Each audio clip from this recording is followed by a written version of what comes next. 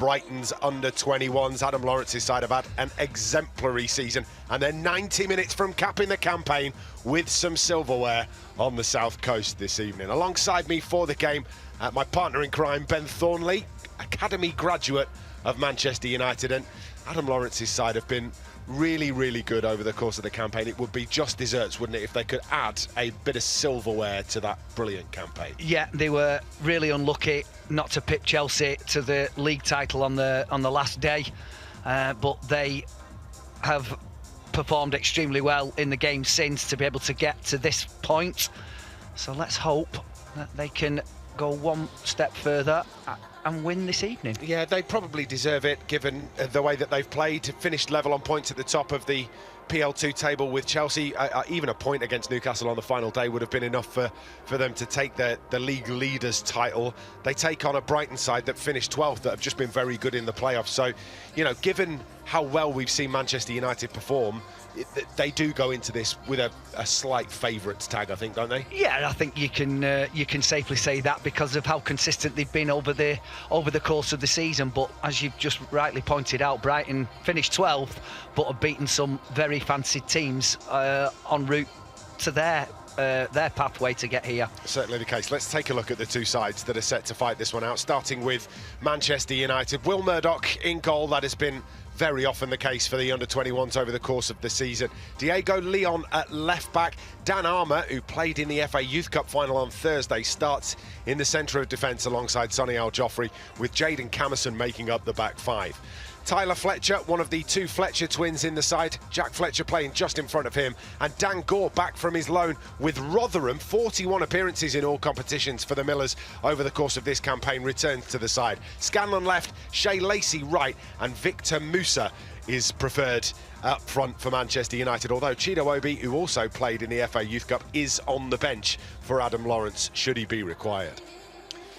In terms of Brighton and Hove Albion, couple of changes for them from their last tie, but Jensen in goal, McClay, Barkley, Atom and Keogh the back four. Robertson the captain, and Middleton, who won their player of the season, in the heart of midfield. Howell, Silsby, Oriola and Ntee, who leads the line for Shannon Ruth's side. Look, Brighton have obviously done very well to get here, Ben. They are now looking to get one stage further against the Manchester United side that have been so hard to score against all season long. Yeah, that's going to be their issue, is how you can combat such a rigid defence. They've been really, really good at conceding, and obviously they know they've got goals at the other end as well. But I suppose that's going to be the same problem for Manchester United to get past as well. Certainly the case. Manchester United conceded just 26 goals all season long. Absolutely incredible. Brighton conceded 25 all season long. So these two rock-solid defences going up against one another. It's who's got the quality up front, really, that's going to be the big difference between the two sides as we go through this evening. Interestingly, for Manchester United, of the 5 substitutes, 4 played for Manchester United's under-18s in the FA Youth Cup final on Thursday. So not only is this an under-21 side that has plenty of experience in it, it's also a very young under-21 side. And when you think that the likes of Tyler Fletcher, Jack Fletcher, Dan Armour, they're all first year basically in the under-21s, they've still got potentially another couple of years to go. Yeah, they have. It just shows how well they have developed over these past sort of 12-24 months. And here they are playing in a playoff final now, and a lot of them will get the opportunity to do that again and again and again. Just a quick word on Dan Gore, who we haven't really seen this season because he's been out on loan for the majority of it. Played, as I say, 41 times in all competitions for the Millers, for Rotherham over the course of the season. And actually, one of the local newspapers picked him out as potentially the best player in the Rotherham side over the course of the campaign.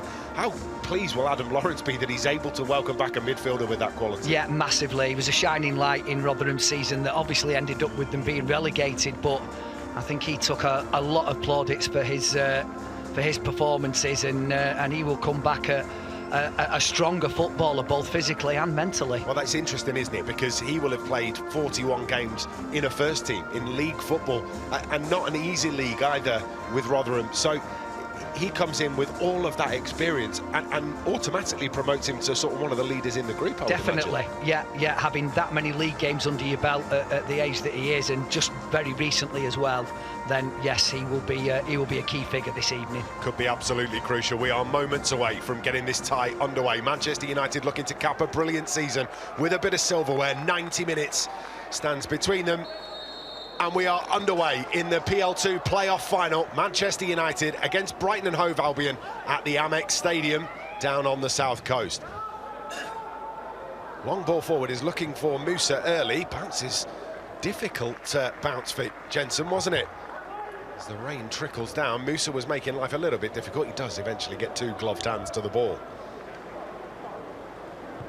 Well, United will be used to playing in these kind of conditions. Teeming with rain all over the country, I think, at the moment. All down the right-hand side, finds Silsby. Good turn from Silsby, and he's got some space here. There you go, Leon getting back to him. Crossfield ball. Hammerson looks to get out to Oriola. Oriola gets past him, gets the cross in, and it needed a touch from Will Murdoch. Gets a good fingertip to it, pushes it away. Yeah, it's a strong start, first by Silsby down the right, and then when the ball gets switched to Oriola, he goes on the outside of Camerson. And obviously Will Murdoch wasn't sure where that was going to end up, so got the strongest hand possible to it. Actually done really well to push it out of the danger zone. Concedes the corner though. First set piece inside 2 minutes. Short option is on to Howell. It is delivered into the box where it is headed away. It's a good header from Jaden Camerson. Bouncing ball, Lacey looking to get underneath it, just gets tugged away. The referee will have to keep a little eye on that because Shay Lacey will always be a target because of his ability. And he was clearly impeded there, but the referee allows play to continue.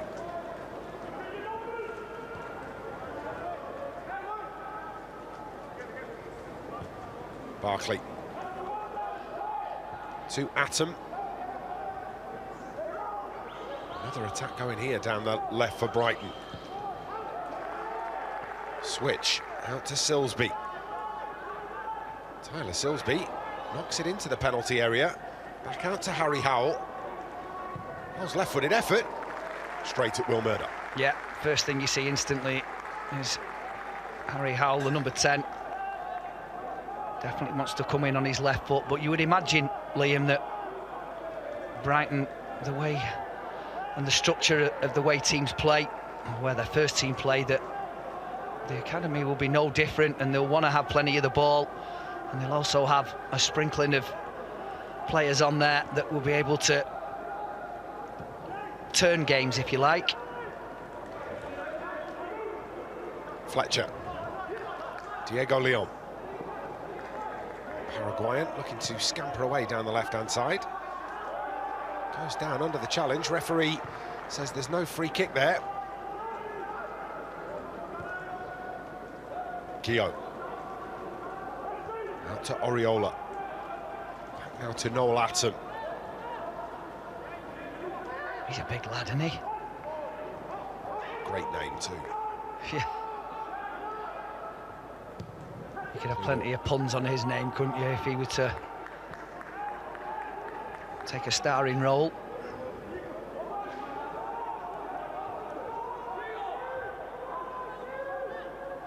Will Murdoch finds Dan Armour.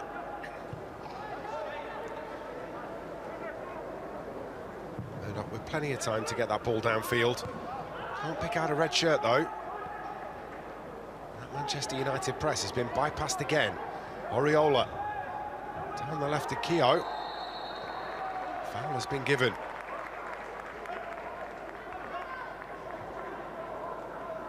Especially when you're a defender and you're facing tricky customers like we've already seen in these early stages, especially down the wide with Oriola, with Silsby. You just have to make sure that you are sure-footed, because the surface is greasy. There's been a fair bit of rain, so it will be quite slick.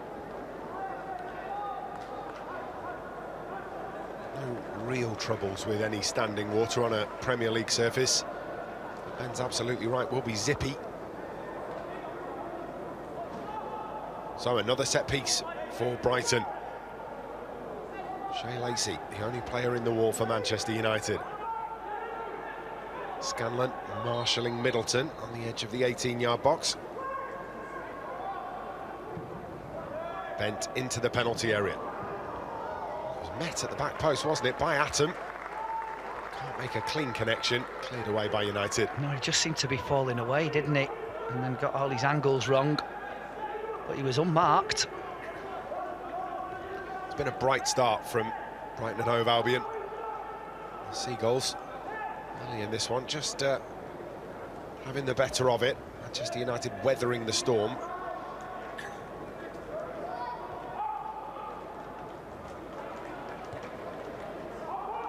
Musa, where is up Jensen? Intercepted though. Fletcher. Tyler Fletcher checks back. Comes back to Jaden Camerson. Field to Dangor. Dan Armour. Really good left foot, Dan Armour. Will try and find a way in between the lines. Like that. Just in behind for James Scanlon. Who's just eased off it by Callum McLeay.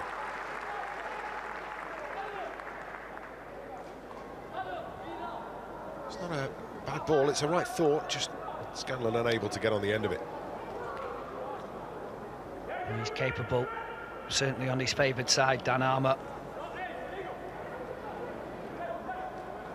Very good passing range, both long and short.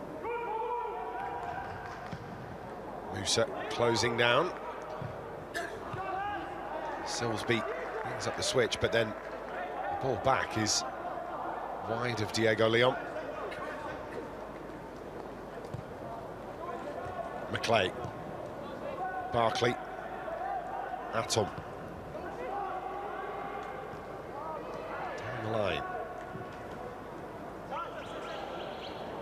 Shane and T. Brighton moving the ball around well. United trying to close down. Loose ball, and that's why that pressure from Manchester United can tell.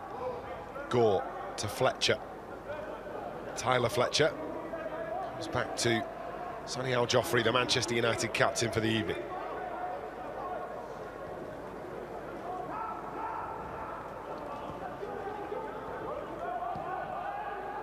Brighton just keeping their shape though, making it difficult for Manchester United to find a way through.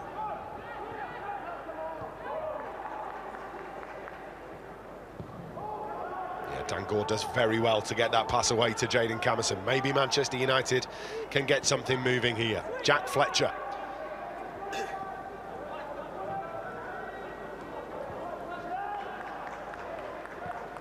Yeah, don't be surprised if on numerous occasions you see Dangor dropping into the position that Tyler Fletcher took up at the start of the game. He'll want to get himself involved. His experience playing at league level. Good ball down the right-hand side. Camerson in the area, looks to get the cross in, well blocked by Ataman behind for the corner. Yeah, it's a good ball. Jaden Camerson, as we know, is a willing runner down that right-hand side. Will overlap, will underlap. Good way to pass from Tyler Fletcher too.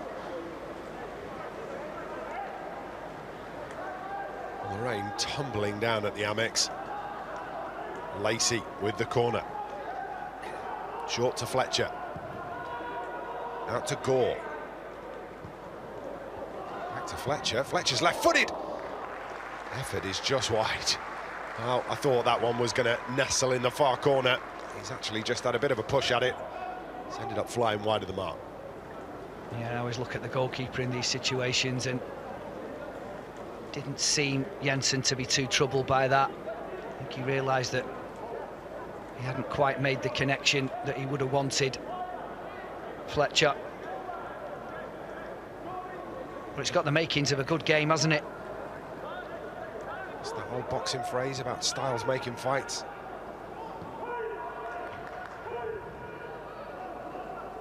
Feels like we've got a good clash of styles here. McClay gets the return ball. Through the middle it comes, Harry Howell. Scanlon steps in, makes the challenge, slows everything down. McClay out to Silsby, on to Howell.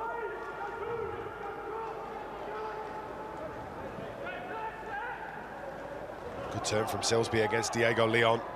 Gives himself the room to get the cross in. Calmly brought down by Fletcher and cleared away. Yeah, did well. Oh. Musa's done well as well. Outside of the boot for Jack Fletcher to run onto. Manchester United looking to turn defence into attack here. Fletcher's still going. Fletcher pulls it back brilliantly, edge of the area. Goal! Over the top. That's brilliant from Jack Fletcher. Shea Lacey, little outside of the foot. Ball down, not quite sure why No Laton decided to slide in on the floor there. But he spots Dan Gore on the edge of the box and pulls it back to him.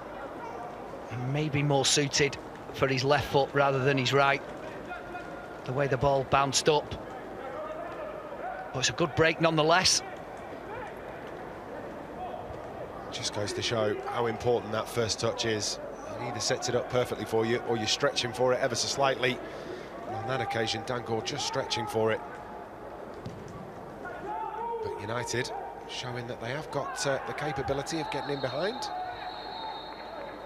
Camerson involved again, and looks like the referee is going to fish in the pocket for the yellow card. I thought he might have just given him a bit of a talking to. I know that that's his second foul in these opening minutes, but I think sensible refereeing would be to say one more and you'll be going in for an accumulation. Can't really count two as an accumulation. I don't think it's bad enough to warrant a yellow card on its own either. Me neither. It was a little harsh from the official. His first one was worse than that.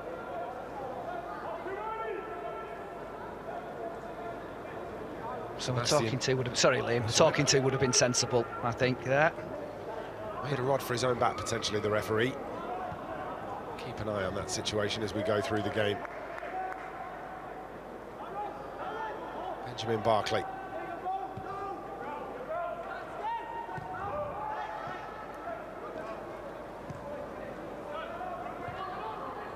It's good work from Tyler Fletcher to get tight.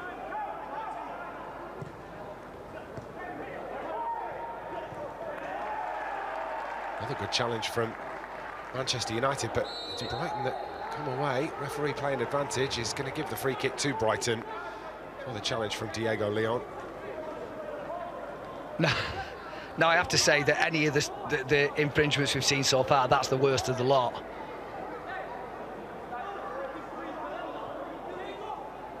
Silsby is back to his feet. Referee coming over to check on him. I was just looking at Ben Barkley across the back four and thinking to myself, he's either aged an awful lot for 21 or he's an overage player, 29 years old. So obviously he decided to put some experience in it at centre-back. Well, he plays a lot. He does play a lot. 29 appearances, in actual fact, over the course of this season. Got himself a couple of goals as well. Something that Manchester United have done in recent times. Tom Huddleston, for example, a couple of seasons back.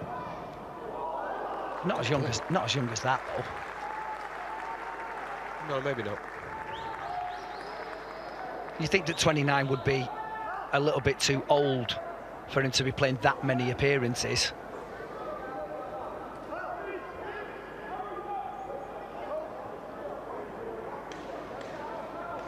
Tom Huddleston and Paul McShane, for example, who've done it for United, had already finished playing. Certainly the case. Tommy Rowe. Tommy Rowe, another one, yeah.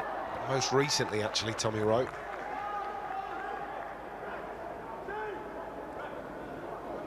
But they're sort of those players are designed to to learn from, aren't they? They're supposed to be in and around the team for you to give you a bit of guidance. The on-the-field coach, essentially. Yeah. It's another free kick for Brighton. Which I understand, Liam, don't get me wrong. I just feel as though 29, he would probably still be playing somewhere. Quarter of an hour played, 0-0.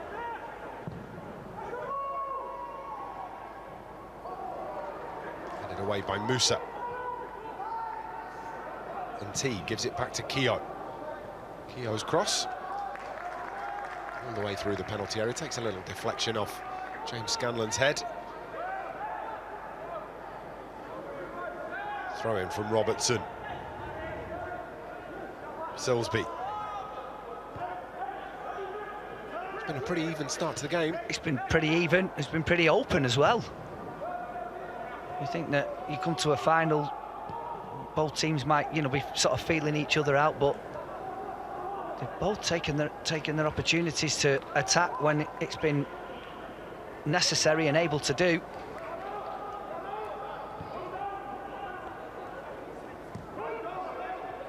Good closing from Manchester United, keeping the pressure on.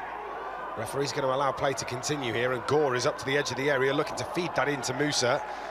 It's a good block from Benjamin Barkley, who just manages to keep himself between Musa and the ball, and as Musa tries to change direction, runs directly into the centre-back. Yeah, well, the referee was right to initially let that play go on. I think there was just a slip. Again, an example of making sure that you've got the right footwear on for this tricky surface. You don't have to expect to see weather coming down like it is today in May. It's certainly not on the south coast. No. Although I suppose the sea provides a climate all its own.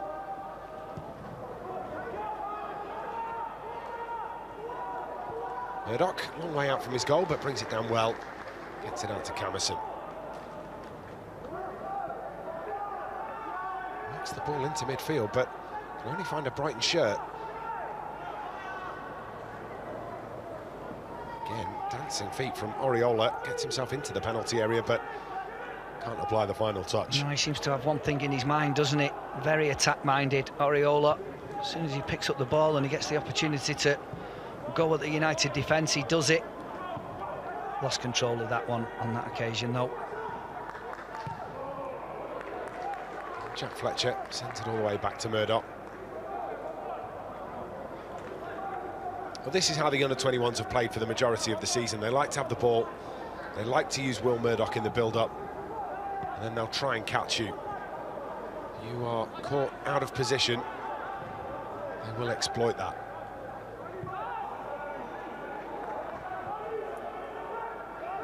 Al Joffrey.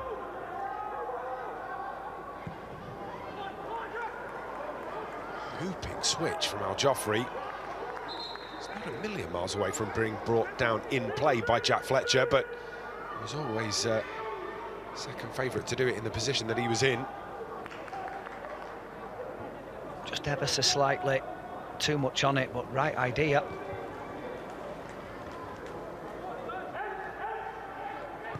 Robertson. It's a risky ball. Yeah, and Atom was closed down quickly by Shea Lacey. Goalkeeper's done well to get that away. Back out to the left-hand side. Sean Keogh. Oriola.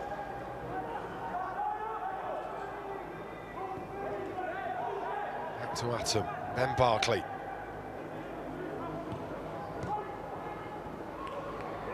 Fletcher sees half an opportunity to snap into that challenge, but the ball is kept away from him.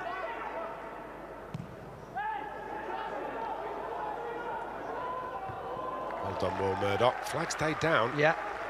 Against Shane and T. I don't know how many times I've said that this season about Will Murdoch's starting position. That's a massive help. Great with his feet, great with his hands, good shot stopper. Yeah, had a really good season. Been very impressed with him. One of many Manchester United goalkeepers that have had good seasons Obviously, we think about Senna Lomans and how well he's done over the course of the campaign, but we also need to have a little think about Radek Vitek, who's... Yeah. He was named Player of the Season for Bristol City. Maybe an opportunity for Scanlon. Good tackle goes in from Howell. It's going to be a goal kick. Yeah, I think that's probably the right decision. If he's not going to give a free kick, I think you could see that the final touch was off James Scanlon. I actually thought that that was a foul, but the referee saw it differently. 20 minutes gone, 0-0 in this PL2 playoff final. Bumper weekend of football on MUTV. We had the FA Youth Cup final on Thursday evening. Manchester United's women, who unfortunately fell to a 1-0 defeat in their final game of the campaign to Chelsea a little bit earlier on. This one today, Manchester United men's first team in action tomorrow.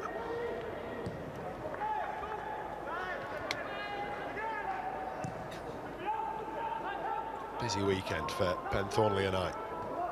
Helped up in the air by Fletcher. Diego Leon trying to get there. Gore goes to ground. I thought he was caught as well, to be honest. Referee disagreeing with you, Ben. Camerson. Beaten to it by Oriola, who comes back to Barkley.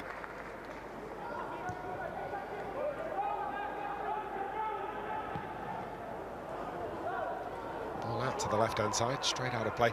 Been a season where these under-21s have had to sort of adapt as they've gone on as well. Started the campaign, of course, with Travis Binion as the league coach. Travis summoned up to the first team when Darren Fletcher was given caretaker charge, kept there by Michael Carrick. Adam Lawrence, who had left the football club, came back from Newcastle and is now in charge, so they will know Adam Lawrence. A lot of these players will have played with him when they were at under-18s level. I always say it's the most difficult group of players to manage, not because of who they are, but just because it's at that stage of the careers where they want to either move on, or they want, they want experience of going out and playing league football, like we've seen so many of them do. Dan Gore obviously playing tonight, being the most recent to come back, and it's always difficult as a manager when players are coming and going as often as they do in this particular age bracket. Brought down by Scanlon. Good touch from him. Another one to have got plenty of first-team football this season, out on loan, as Scanlon now bearing down on the penalty area. Dangerous from this kind of range, looks to feed that through. And Dan Gore just realised that he may have strayed offside, so couldn't chase it down. Scanlon played the pass anyway, and it's out of play for a goal kick. Yeah, just a slight breakdown in communication. The pass was on, but I think it just needed to come a fraction sooner. Dan Gore was in an offside position. Stride or two earlier, and it would have been very close. I think the other thing to point out with this under-21s group is I don't think people realise just how many are called up to help with first-team training on a daily basis. Yeah. Where, you might have some training sessions if you're Adam Lawrence where 90% of your team have disappeared off one way or the other. So some will be training with the under-18s ahead of big games like the FA Youth Cup. Some will be training with the first team to make up numbers. Certainly in periods where there's been lots of, injury or illness, where Manchester United have had to deal with that. So all of those things do make it a tricky logistics. But that being said, they just add to the compliment of how well that this team has done this season, going through so many transitions. It's a really good run from Oriola. His left-footed effort, wild. Yeah, he's a handful. Jayden Camerson, he's realising that. He's very direct. The old push and go. It's just the end product. I'm not sure, I'm pretty sure it was a shot, but I don't think that it was the best option from that angle. Not one of your specialties, the old push and go, Ben? No, Keith Gillespie. All right. On the other side, yeah. I was more of a nuisance to the people in the middle. I'd go one way then the other, but Keith was very much, he's push it, and he had blistering pace. Once a nuisance, always a nuisance, eh, Ben?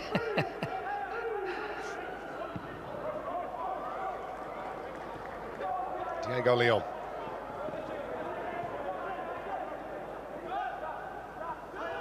Ben's turned the radiator on in the commentary box and it's absolutely roasting in it. I had to take my jacket off. That's because when I walked in, I knocked down a couple of penguins. Sonny Al-Joffrey to Camerson. It was chilly when we arrived. It was. Saw a brass monkey crying his eyes out outside the door. And he had a scarf on. Dan Armour. Well, Manchester United just trying to figure out the puzzle in front of them, aren't they? Brighton have made life difficult. Maybe this is the answer. A switch like that, if that had reached Shea Lacey, would have been trouble, but it's a really good touch from Sean Keogh to bring it down out of the sky. It really was. It was brave, but he was confident. Referee's going to allow play to continue. Fletcher felt he was fouled. Silsby's into the area. Silsby's effort is wide. Well, as Fletcher's fouled there, he falls and actually he claws at the ball thinking he might get the free kick just there. The referee just lets play continue. What do you make of it, Ben? Yeah, he obviously didn't see it as a foul, but it's not the first time in these opening 25 minutes that we've seen things differently, myself and the referee. But when the ball did find its way through to Silsby, he fluffed his lines at the near post, cuts across it. I thought that was a foul as well. It's not been given either. You've had to go right the way through Victor Musa there. It's got a hint of handball in it too, hasn't it, from McClay? Referee allows play to continue. Jack Fletcher to his twin Tyler. Dan Gore, Sonny Al-Joffrey and Dan Armour. Dan Armour, just 18 years old. As I say, played in the FA Youth Cup on Thursday evening. Now playing for U21s in a PL2 playoff final. Shows how highly rated Dan Armour is.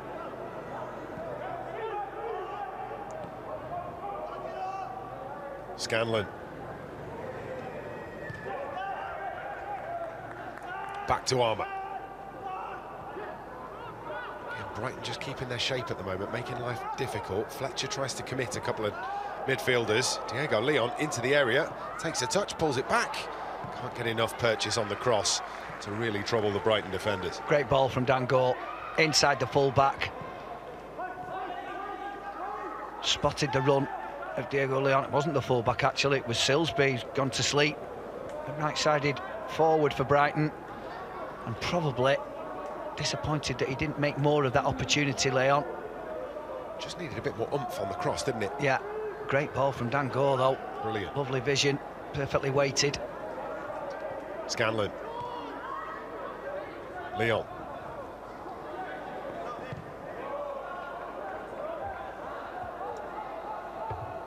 Back to Murdoch, and now Al-Joffrey.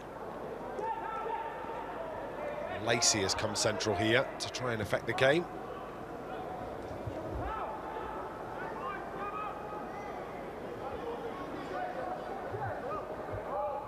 Back it goes to Armour. You can see Brighton are just packing the midfield, 1, 2, 3, 4. And look how narrow those four are. Trying to play through that is very tricky. And Joffrey back to Murdoch.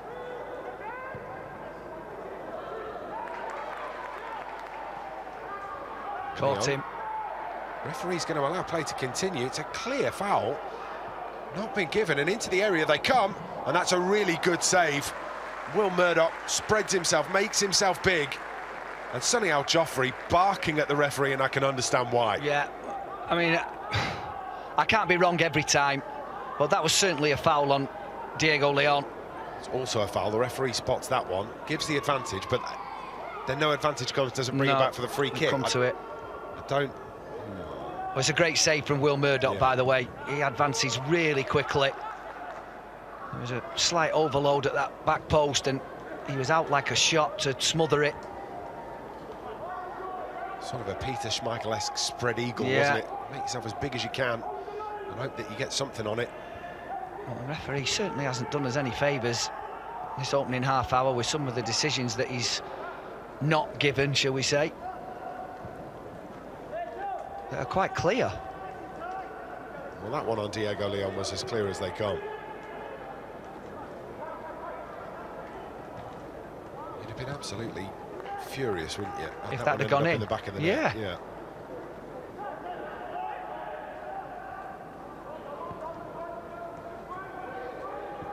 Well, Joffrey to Gore.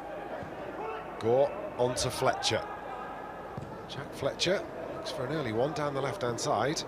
Diego Leon on the run, not going to be able to get there. Goalkeeper Jensen had come across and made sure that it was going out of play.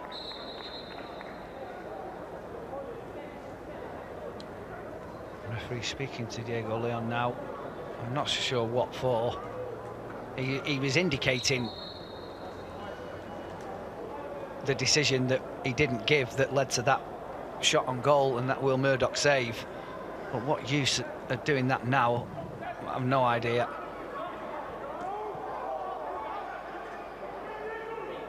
I thought that came off a Brighton player. So did I, McClay. Musa. Scanlon. That came off a United player. Scanlon disappointed, but it did come off him. there's been a run of decisions that have gone Brighton's way, and it can skew you, can't it, in terms of feeling like everything's going against you. And you just have to be careful that you don't channel that towards the referee. Well, that's been given away. Musa. I think Musa's caught there as well, but not the case. Dan Almer is going to go in the referee's notebook here for arms around Shane and T's waist.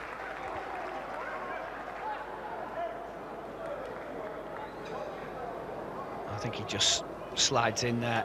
I think it was just accidental, the fact that he caught Musa. But Dan Almer, he's not going to be able to have any complaints, unfortunately. Second name in the notebook for Manchester United follows Jayden Camerson into the referee's pocketbook. He was just unfortunate, I felt, Jayden Camerson.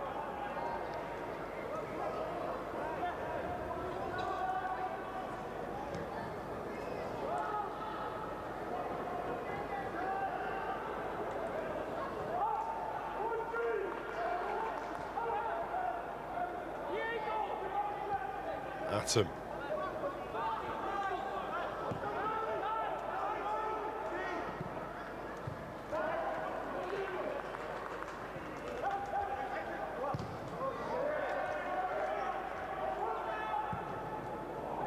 That's a good ball through the lines for Howell. Howell has a go. Well, it was travelling, but it was travelling high and wide. Yeah. Did the right thing as well. I think it was James Scanlon that fronted him up in the end. No, it wasn't. It was Dan Almer. He's basically saying, go on then, go on your right foot, and I've got that covered if you go elsewhere. Looks a very tidy player, Harry Howell, but he's also quite fond of his left foot and his left foot only. That just would not come down for Jack Fletcher, would it? Seemed to be waiting for an eternity in the centre circle for that to drop. Brighton are in no rush either, are they, to get the ball upfield? That's been given away, though. Good pressure from Manchester United. Fletcher gets it across, chance for Musa at the back post, but he just doesn't commit, and eventually rolls wide. Superb anticipation from Jack Fletcher. There you go, you see him move there at the bottom of your screen. It's a loose pass. And he does well to play it between the legs of Ben Barkley and Victor Musa. Inches away from giving United the lead, but really good play from Jack Fletcher.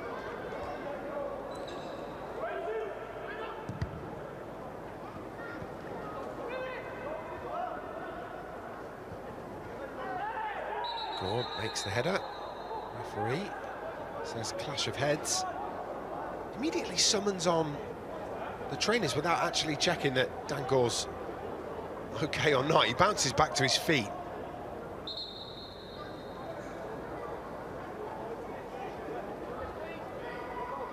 Well, all the play is now retreating towards the United goal. First header's won by Al Joffrey, then as it bounces,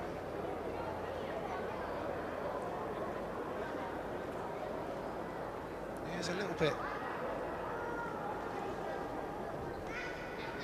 I don't really know what's happened there. what?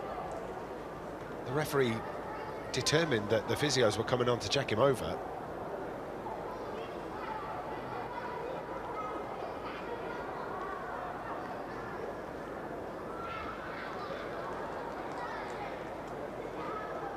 Well, head injury assessment going on now for Dangor. Can't imagine for a second they're going to find anything, 'cause to me at least it looked like it was the ball that hit him in the side of the head and not another skull. Oh, he's a tough Salford lad, Liam, he'll be fine. Ain't that the truth? Don't play 40-odd games in the Football League without being a tough cookie, that's for certain. Especially when you're not the, you're not the biggest. Dangor, he won't mind me saying, not the tallest in the team, not the broadest in the team, but it means that you've got to make up for it in talent and aggression and will to win, desire, fight, all of those things that that Dangor has got in spades. Yeah, in abundance. In spades. A drop ball restart. The referee currently the centre of attention in this PL2 playoff final. He's going to be adding time on at the end of this half for things that he's affected. Well, that's taken far too long, hasn't it?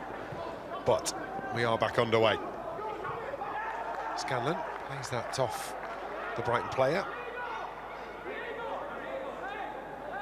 Gore's not going to be able to get back on the field just yet, despite the play being right in front of him.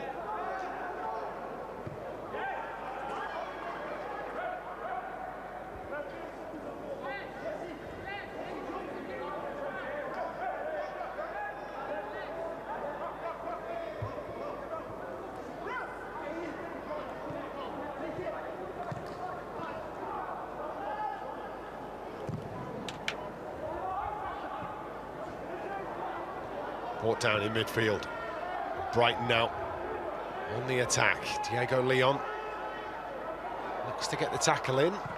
Does well, but it's picked up by McClay. Now Silsby. Diego Leon makes another tackle. Gets the ball away. Does well, the Paraguayan. 2 occasions. All the way back to Jensen.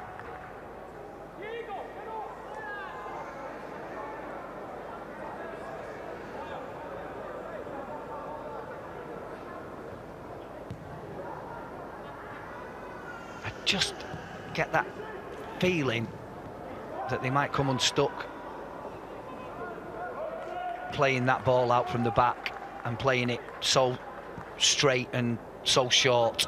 We've seen it once already, haven't we? Where United have managed to latch onto the end of it. Jack Fletcher looking to get the ball across. They will keep applying pressure, Manchester United, high up the field. 6.5 minutes to go until we reach stoppages at the end of the first half. Armour. That's a foul, that, on Diego Leon. He makes a bridge for him. Agreed. Referee disagrees. That's out of play. That's not going to be given either. Not for all the world like that had gone out. Definitely. Back to Noel Atom. Sebastian Jensen.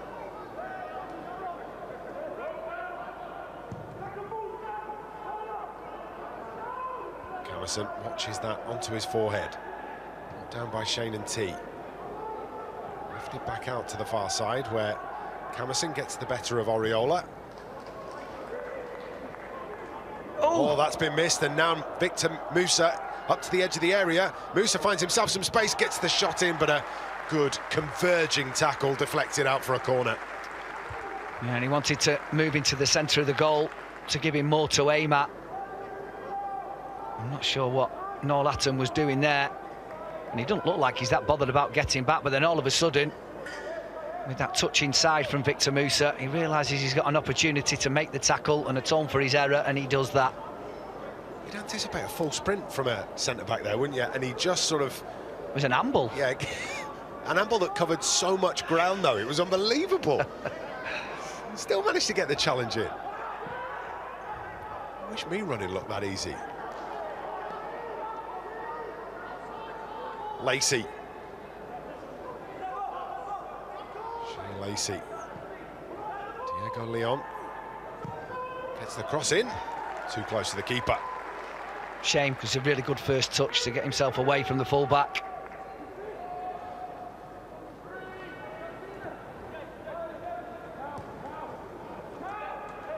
It doesn't look like they will... That incident with Jack Fletcher when he intercepted a few moments ago is going to deter them.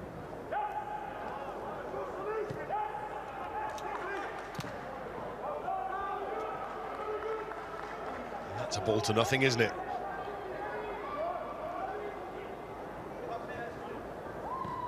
Fletcher. Armour. Back to Tyler Fletcher. Out by Murdoch.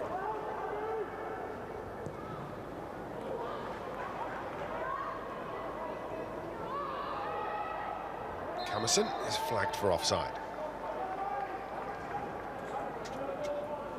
Throw-in. Was it a throw-in? Yeah, I think it just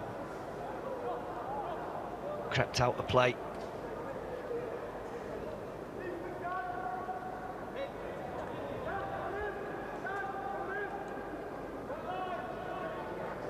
Well, it has been a really tight encounter.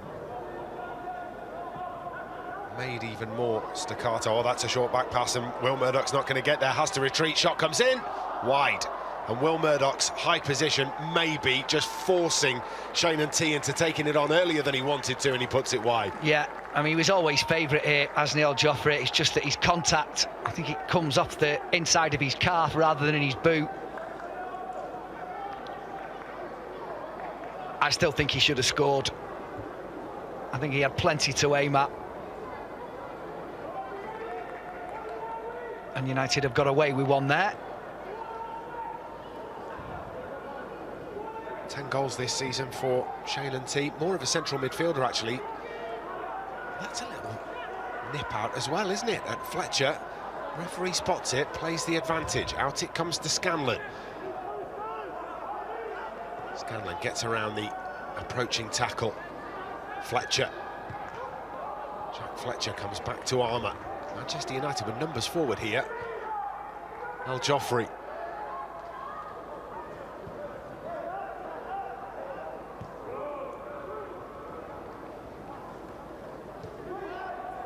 Brighton very quickly getting everybody back behind the ball. All of a sudden difficult again to try and break them down.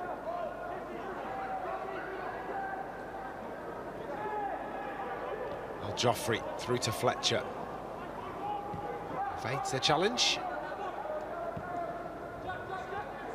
Jack Fletcher. Tyler Fletcher back to Jack.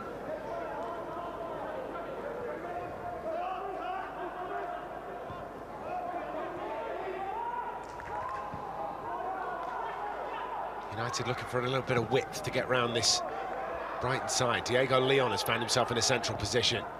Gets the ball out to Camerson on the right. Camerson's control just sends him backwards for a second. Then an opportunity to re-attack the area. Camerson's dancing feet into the box, looks to hammer the cross in, takes a big deflection and is cleared away. Yeah, it opened up for him. Good block in the end. And then Keogh hammers the ball away.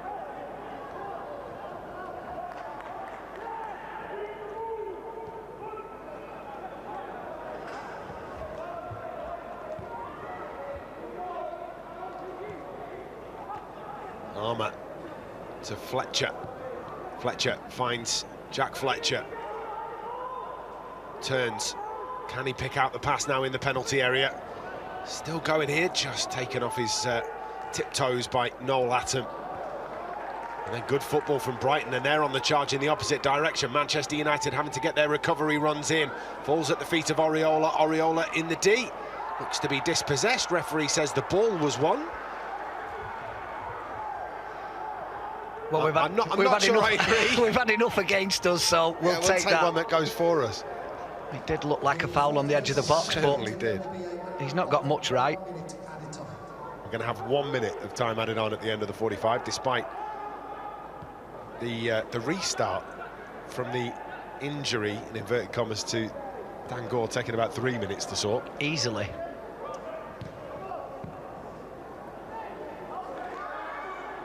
Scanlon makes the challenge. Gore gets there, neat 1-2 with Fletcher. Gore looks to play that in behind. It's going to come all the way through. Maybe an opportunity here for Lacey, whose effort is brilliantly palmed away by Sebastian Jensen. It came through to him rather fortuitously. Attam again making the mistake, and Shea Lacey's onto it quickly. It's a good save from the goalkeeper. It's a really good touch from Shea Lacey to get it out from underneath his feet, takes it away from his man, and then generates so much power from relatively little backlift. We're going to have time to take the corner. Looks like we are. Can Manchester United have a dream ending to the first 45 minutes? Here is the delivery to the back post. Armour was there. Referee is going to bring the first 45 to a close, and a sticky encounter between Brighton and Hove Albion and Manchester United reaches the half-time interval. No real opportunities one way or the other. Couple of saves from each goalkeeper, most of them routine. Best opportunity maybe falling right at the end there to Shea Lacey, whose left-footed effort parried away by Sebastian Jensen. At half-time in the PL2 playoff final, it's Brighton and Hove Albion 0, Manchester United 0.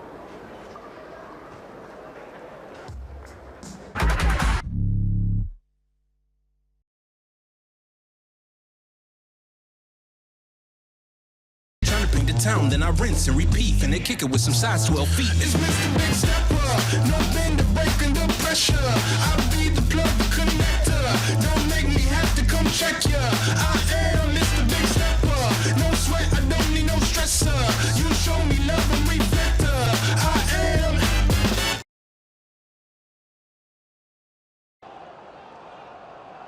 am. Long throw into the penalty area is headed away by Voltemada.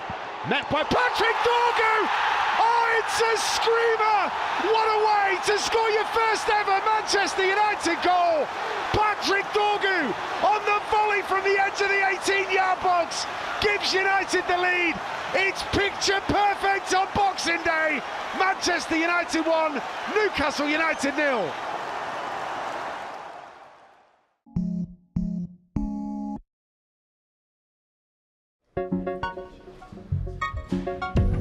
Hello everyone. Hello. Going okay? Yeah, mate. All good? Nice to meet you too. Right. Yeah, mate. All good? Steve, this is Jacob. Yeah, mate. All good? I'll see you in. Yeah, mate. Nice to meet you. Pleased to meet you. Nice to meet you too. All good? Yeah, man, you? All good, thank you. Excited All for the end good. of the season? You finished, no? Yeah, finish. Yeah, very good. Very good. I enjoy it. We've got a little gift for you to show you what we're going to do before the last game. So when we go inside, we'll show you. Oh, thank you very much. Right. Thank you.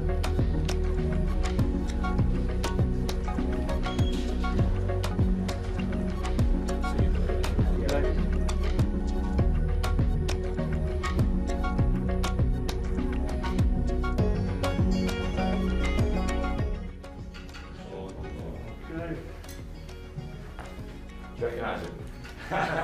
Top. Thank you. Eh? Like it? Damn word. Yeah. Confirm what it actually says. Yeah. Top. Thank you very much. Eh? Yeah. Thank you. So this is the same flag. This is your present, but we've got an 8-metre one, which is as big as the one in the stadium. It's going to hang down from the top tier down to the tier below against Forest. Thank you. Thank you. Appreciation. But that's for you. But I say again, just not it's not just about this game, but every game. Everything, yeah. Thank you very much. I appreciate it. Not just me, my family, my wife. Oh. We see him in the box. Yeah, in the corner. Yeah, it's very emotional. Yeah.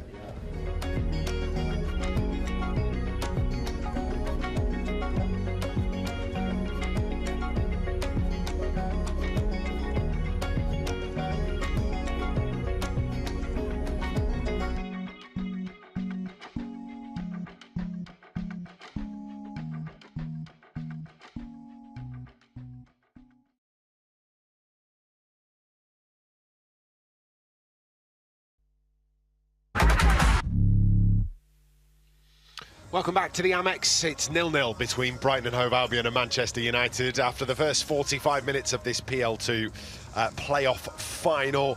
It has been nip and tuck, a tight attritional affair between two sides that are obviously very good defensively, and you can see just how even it has been over the course of the game, Ben.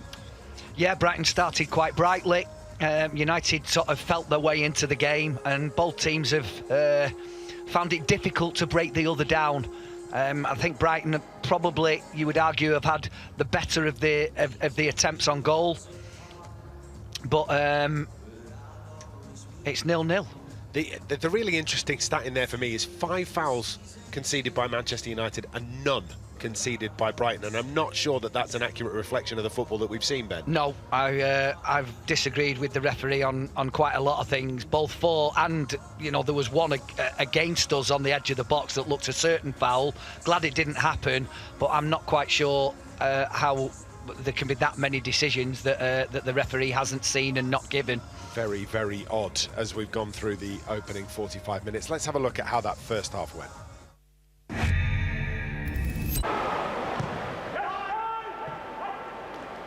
Brighton's first opportunity came down the right-hand side and needed saving this one from Will Murdoch as it comes all the way across. Oriola takes over, and then it sort of all breaks down, gets the shot in, needed to get a hand to it to push it away from danger. Yeah, I'm pretty sure he did. He's very direct, Oriola, and it was a good strong hand from Will Murdoch.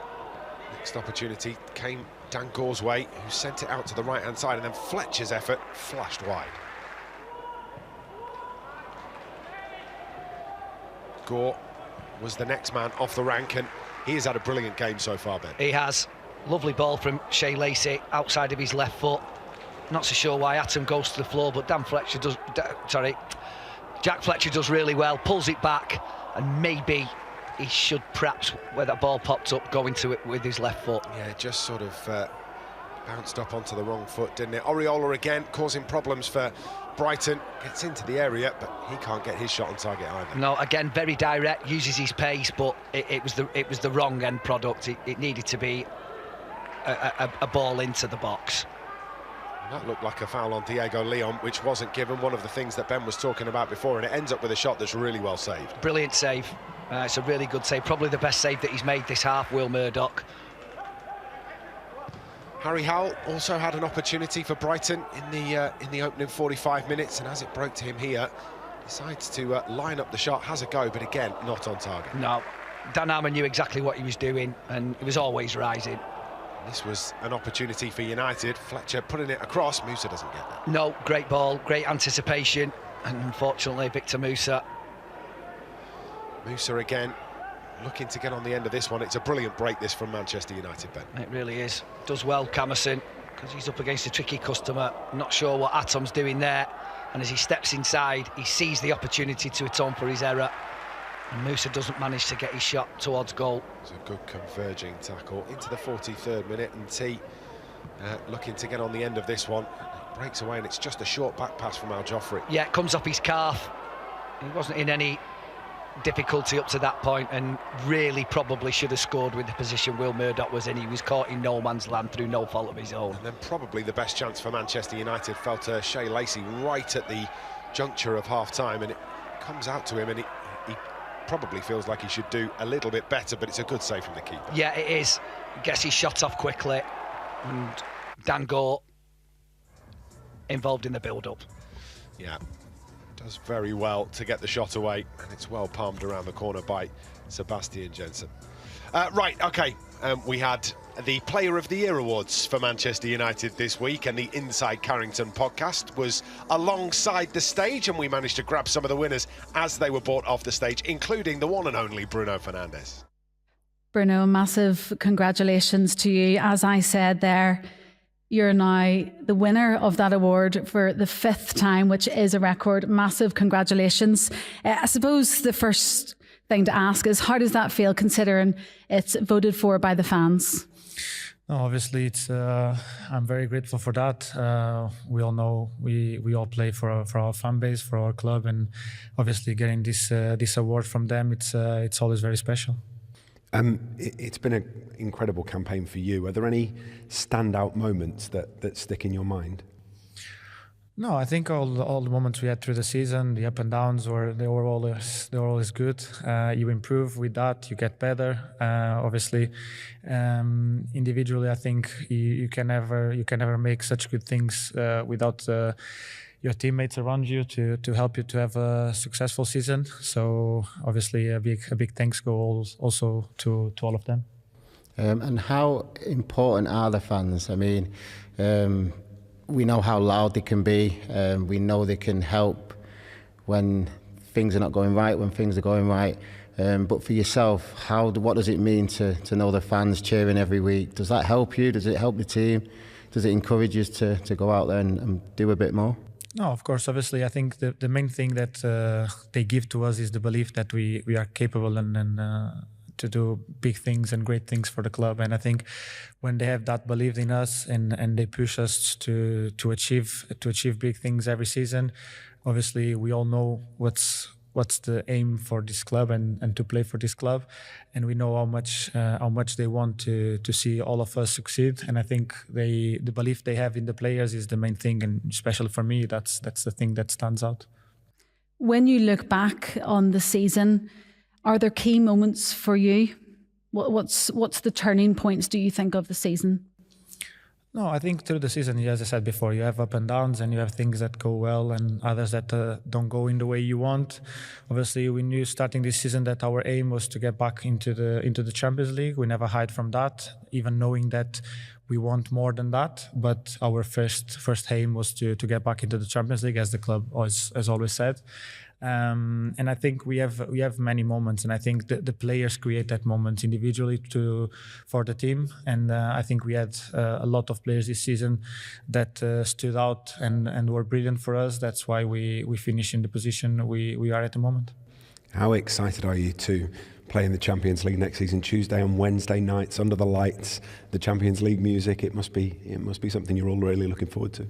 Oh, of course, it's been a long time that we're not there, something that this club is not used to. And obviously, I think I talk for me, but for every player that is here, when you come to this club, you want to play in the biggest competitions. You want to compete for the high things, and obviously going into next season and having the opportunity of playing against the best teams in Europe is something great.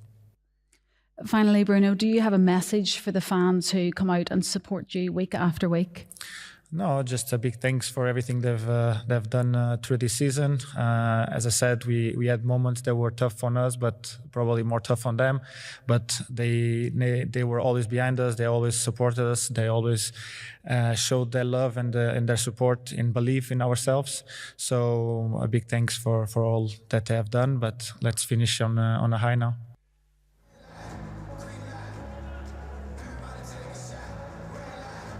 Welcome back to the Amex then. Manchester United taking on Brighton Hove Albion in a first half that was nip and tuck, really, really tight encounter, and I'm sure that Adam Lawrence is going to be looking at this and hoping that they can turn it around in the second half and try and create a couple more opportunities. We'll get back to this game in just a minute, but Ben, let's have a little look ahead, shall we, to Manchester United's men's first team take on Nottingham Forest at Old Trafford tomorrow, and a game, I think, where probably the two big stories, one, Bruno Fernandes chasing down that assists record, and two, an opportunity for the Old Trafford crowd to say goodbye to Casemiro. Yeah, two players that deserve an immense amount of credit for what they've given, and obviously what one of them will still give to Manchester United. But Casemiro, everybody's going to be looking forward to that, as we all are looking forward to hoping that Bruno Fernandes can join a very small yet illustrious list of players that have managed 20 assists in one season. Yeah, really, really good for Bruno Fernandes. If he can get there, hopefully he can. He's got 2 games to do it. You wouldn't put it past him, would you? I think for me, Casemiro's contributions this season and some of the things that you hear him say, you know, he did an interview, didn't he, with Rio Ferdinand this week. If you've not seen that, it's an interesting watch, and he gives an awful lot of credit to an awful lot of players, but he wanted to make sure that he finished at his highest possible level, and I think we've seen that from him this season. Definitely his standout season in a Manchester United shirt, both with his performances and his goal-scoring exploits. I think, has he scored 9 goals and 8 of them are headers? It just shows how important he is in the opposition's box and in our own box. He's been well, still is a fabulous player, but he felt the time was right. We disagree with him. But yeah, he's had an absolutely superb season this time round, and he'll be sorely missed, and big shoes to fill. Yeah, the best goal-scoring season of his career actually this season, and really good to see. So that one underway at 12:30 tomorrow afternoon, and of course Matchday Live with you beforehand for team arrivals and all of the build-up before full commentary, radio commentary with Ben and I. Underway at 12:30, Matchday Live with you. About an hour and a quarter before that, so make sure you stick with us on MUTV for all of the build-up to that game. Teams are back on their way here at the Amex, and I wonder what Adam Lawrence will have said to his side at half-time. Ben, any thoughts? He's not going to be too disappointed. He realises that Brighton have got a couple of players that can cause you issues if you switch your concentration off. I think Jayden Camerson has got his hands full with Oriola down that left-hand side. Silsby started well, and T is obviously a physical presence, but they've also found ways to be able to unsettle the Brighton defence as well. So be clinical when you get the opportunity, and don't let the pitch beat you. Absolutely the case. No changes, it doesn't look like, for either side at the start of the second half. So Manchester United will go left to right, and Brighton will get us underway with Jesse Middleton standing on the ball on the centre spot. The referee is Alan Dale, and he's about to get us underway in this second half. United will just be looking to create 1 or 2 more opportunities in this second period if they can. And when those opportunities fall, as Ben has said, be clinical. Underway in the second half at the Amex Stadium, 0-0 in the PL2 playoff final between Brighton and Manchester United. Brighton in possession with N.T. Nice bit of skill to get himself away. Al Joffrey looks to make a recovery challenge, but N.T. comes away with the ball, gives it back to Barkley.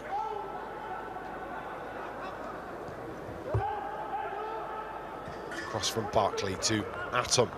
He's made a couple of little errors in the first 45 minutes. I wonder whether that's something that Manchester United have noticed and are going to try and target. Lacey looking to keep track of Oriola. Makes a challenge, thinks that he's played it off the Brighton player. The referee agrees with him. Good from Shea Lacey. Sometimes you have to do that.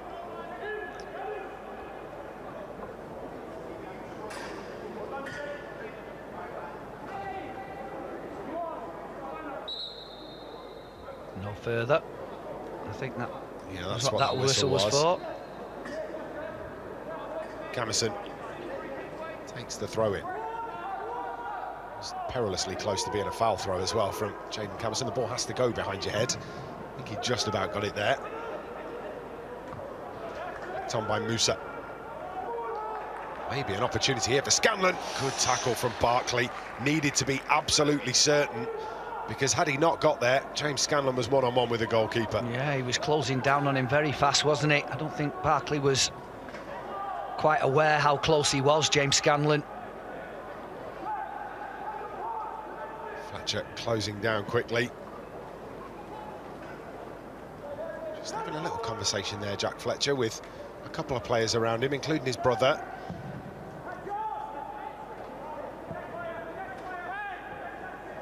Joffrey, yeah, he's definitely got a little push or a pull there from T. The referee does spot it. gives the free kick United's way. So after giving away no fouls in the first half, Brighton have given away 2 in 2 minutes in the second.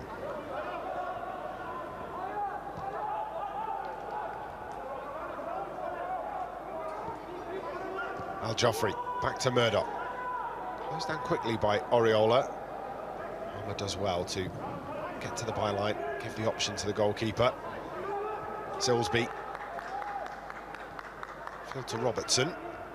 Back to Atom. And Barkley through the lines. Tackle from Jack Fletcher, falls back to Silsby. Intercepted by Tyler Fletcher. Scanlon to Al Joffrey, and now Gore.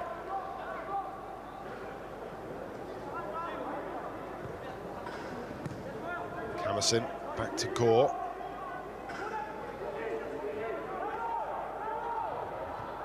Gore finds a way through to Camerson. Camerson is offside. Almost turns into a flat back 6 for Brighton, doesn't it, when they're defending, and just trying to cheat a little bit of space there, Jayden Camerson, to see whether he can get in behind. He's gone too soon. Yeah, just slightly. Good break from Dan Gore. Space opened up in front, so opened his legs and carried the ball. It was a good pass as well. It was a shame that Jayden Camerson had gone a fraction too early. Good line from the Brighton defenders, though. Jensen with the clearance downfield. Goes long, and Camerson is just going to allow that to trickle out of play for a United throw-in. Referee being a bit of a stickler with where that throw-in needs to be taken from.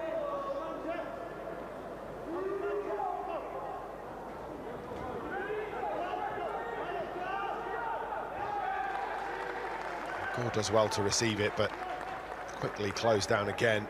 This time it's Jesse Middleton that manages to tow it out of play.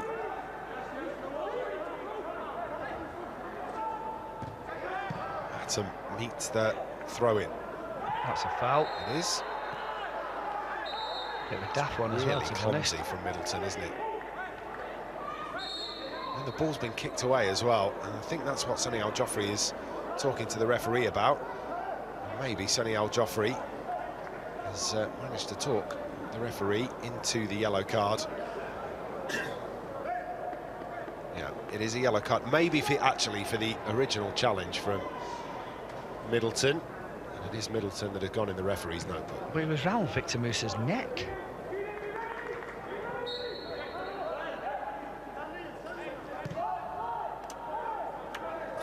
Confirmation of that yellow card for Middleton.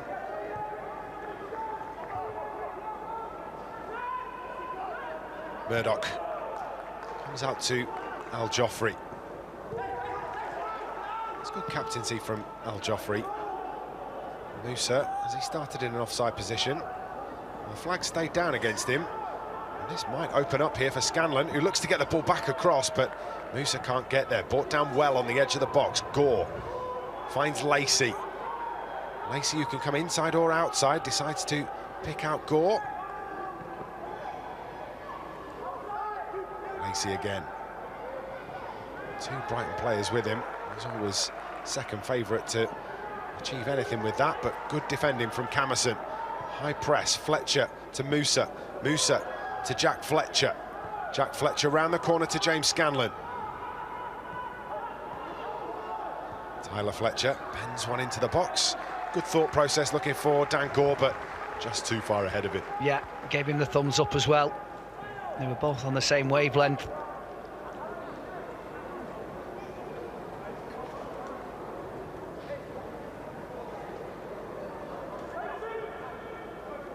Short goal kick again.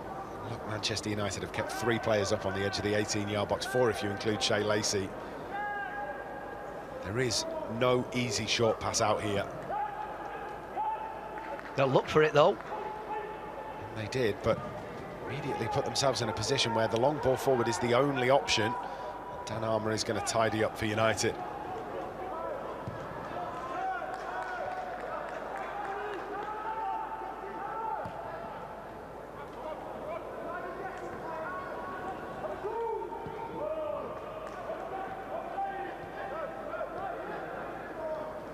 Tyler Fletcher.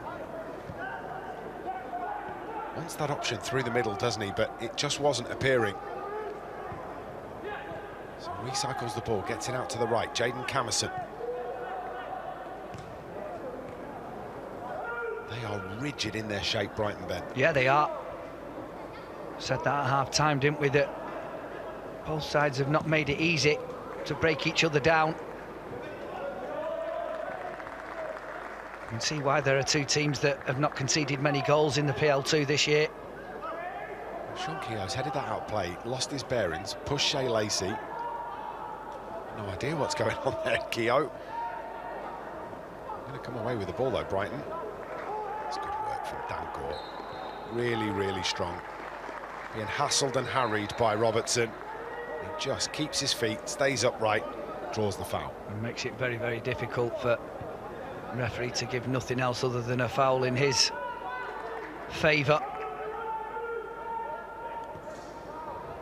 He's played well actually on his return to Manchester United.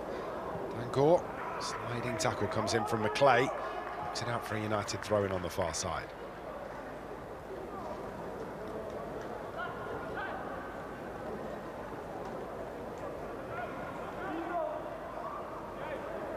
Diego Leon. Musa finds Scanlon.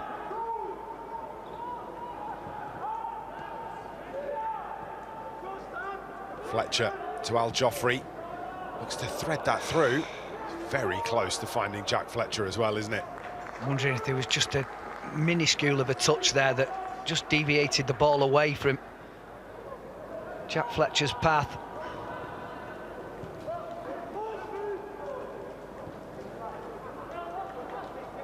Fletcher.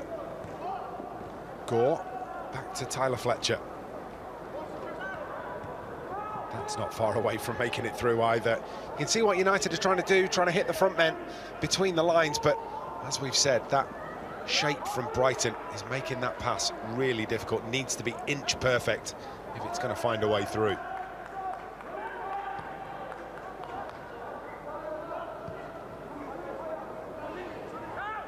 Al Joffrey.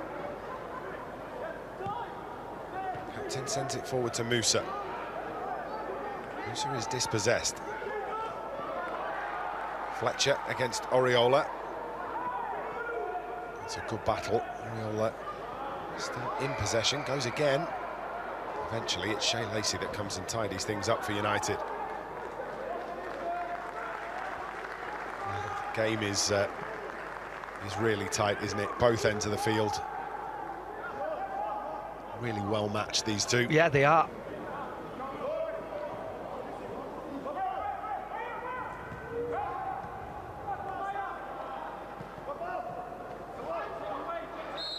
That's not a foul. Well, the referee thinks that Oriola has been caught and has given the free kick Brighton's way. No. Musa is asking the question of Allendale. The referee remains unmoved.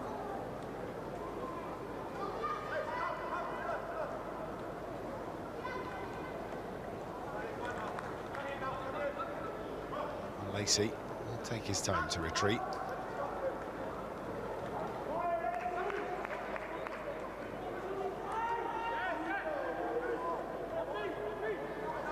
It's quite a long 10, that. Chance for Robertson to get a ball into the penalty area. There's the ball. Comes off a Brighton head and out of the back of the penalty area. And straight out of play by Shane and T. It's going to be a goal kick. The game's going to need a moment, isn't it, Ben? It's going to need a moment of quality or a mistake or something, you feel, because these two sides are so well balanced.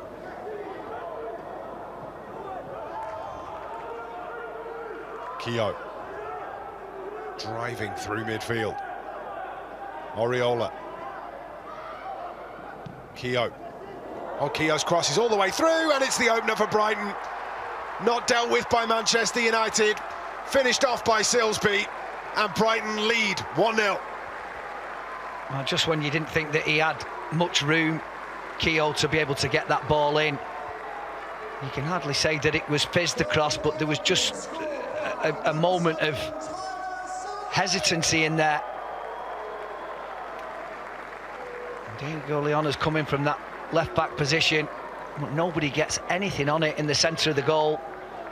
And Silsby, I doubt, will have scored an easier goal than that this season. And from a game that, to be fair, United started to take control of in this second half, they've now got to come from a goal down. They've done it before this season. They're going to have to do it again this evening. Came past a couple, didn't it? Well, Joffrey goes out to try and meet Keogh. He can't get there. Goes past Dan Armour. Will Murdoch can't get anything on it. Diego Leon unable to get anything on it either. And Silsby unmarked at the back post. Turns it home.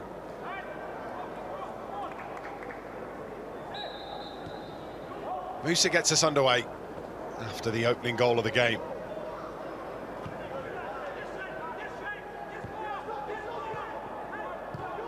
Camerson back to Al Joffrey.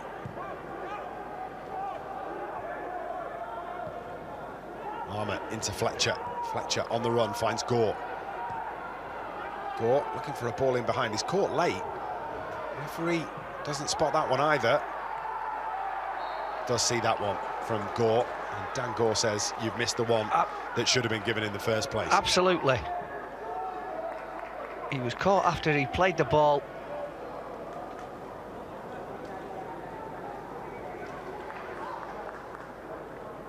Player down here. Is that Barkley? Is it Keogh? No, Keogh's hit. I think it might be. Is it Middleton? Oh, it could be, yeah. Physios are on. Take a little look.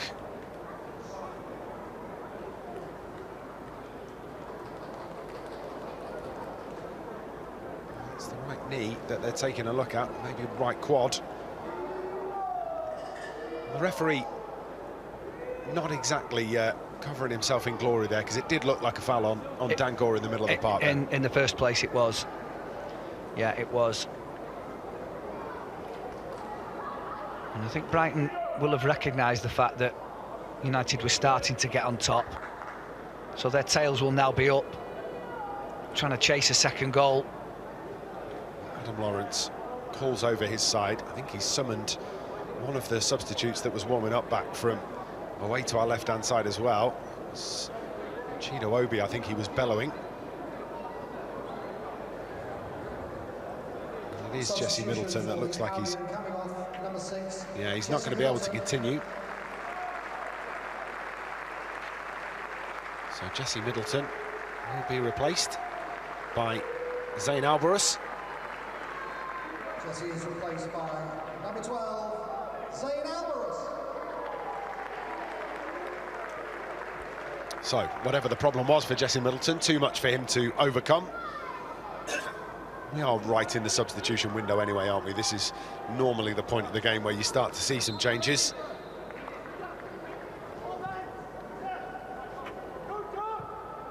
Back from Atom to the goalkeeper, closed down by Musa. Jensen floats it into midfield. Cleared away by McClay. Silsby brings it down. Bypasses Diego Leon. Al Joffrey gets out to Ntí. He's got hold of his arm. And his shirt. Well, there has been an awful lot that has been allowed to slide in the game. It's becoming increasingly apparent.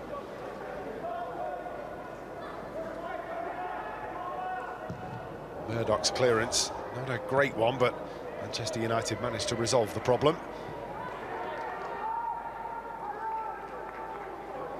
Quick throw, finds Robertson. Back from Barkley to Jensen.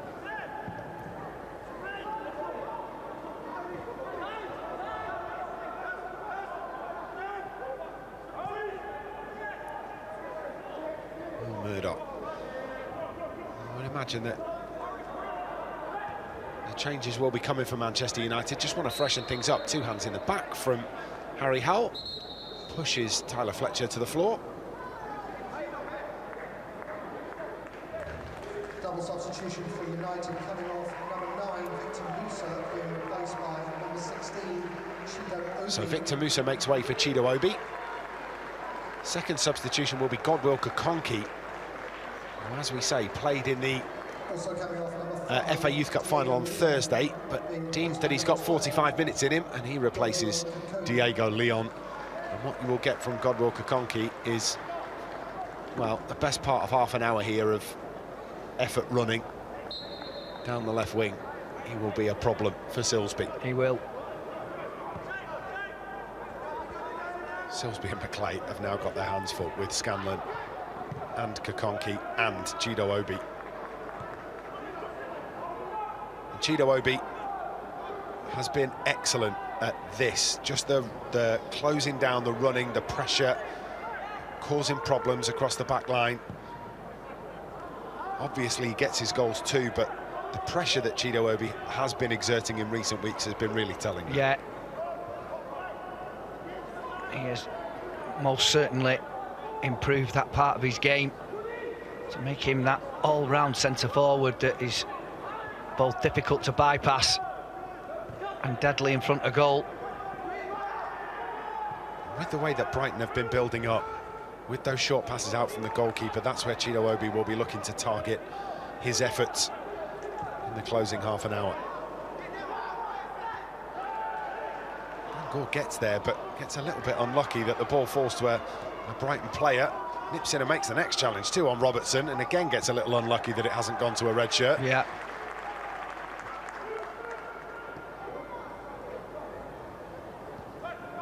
Conky closes down Silsby. Fletcher gets a toe to that. Worked into midfield, and Alvarez. And now Atom.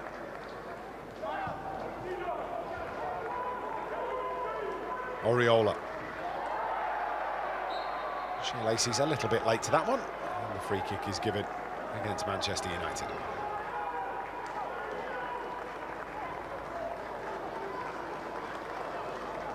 I think Lacey knows he's a little bit late into that challenge.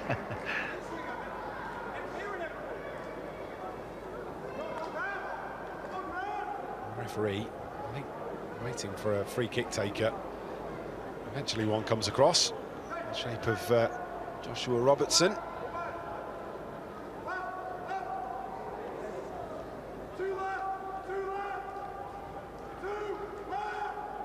Left-footed delivery then. Has got the short option down the left-hand side to Oriola. Lacey and Scanlon going to have to be watchful of that. Flipped in towards the back post. Good clearing header from Dan Armour. And T re-delivers. Header comes in from Atom. It's over the bar. He'd stolen a yard. That near post. Good header initially from Dan Armour. Gets as much on it as he possibly could. Comes back in first time from T. Pressure from Al Joffrey, I think, was enough to put Atom off.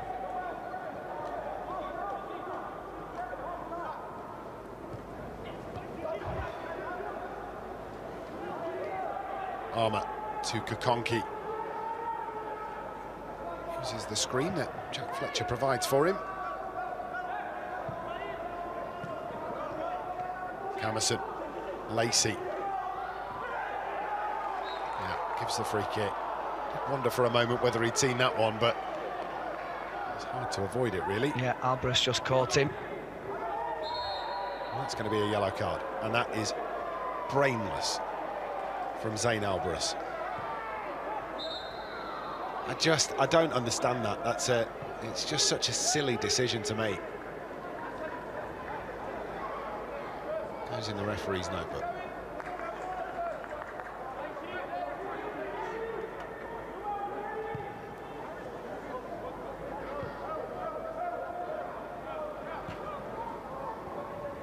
Scanlon, Fletcher.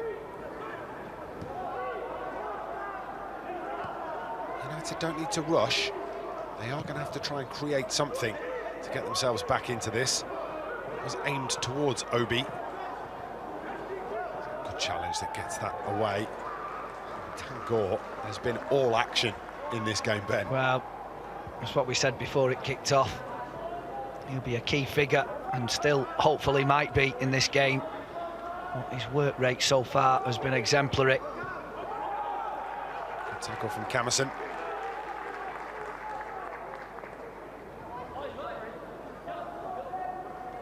Perfectly aimed down the tunnel from Jaden Camerson as well, so we've lost the ball.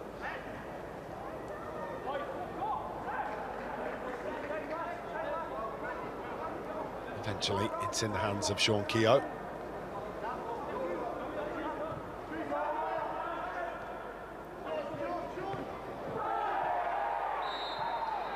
The referee says that that one's a foul too.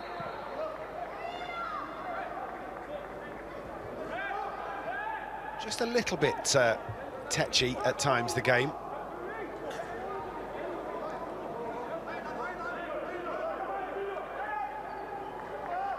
United trying to find a way back into it.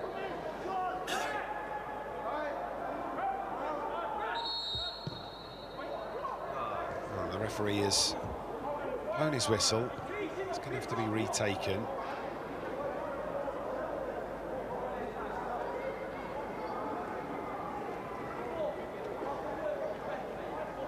I think he's having a go for time wasting by wasting a bit more time. Yeah. Obi closing down, forcing Jensen into the first timer downfield, which is given straight back to Jaden Camerson. And that's where Chido Obi can be really useful. That pressure on the goalkeeper, turning those balls downfield into more of a 50-50.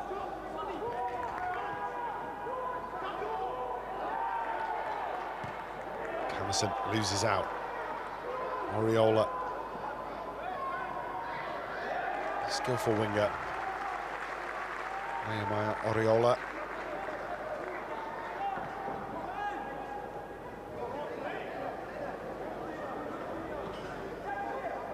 And T.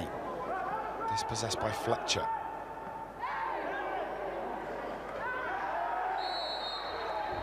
Free kick's been given. There's about 2 or 3 that could have been given in there. Either way, the referee spots the one on Sean Keogh and gives that one. I'm not so sure how much Sean Keogh's got left. That's the second time I've seen him go down and pull his toes up towards his shins, indicating that he's perhaps got a touch of cramp.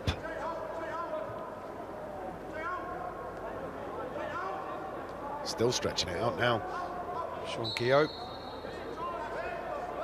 Left wing delivery, left foot of Robertson. Pull back to Silsby. Silsby's floated ball is headed away by Armour.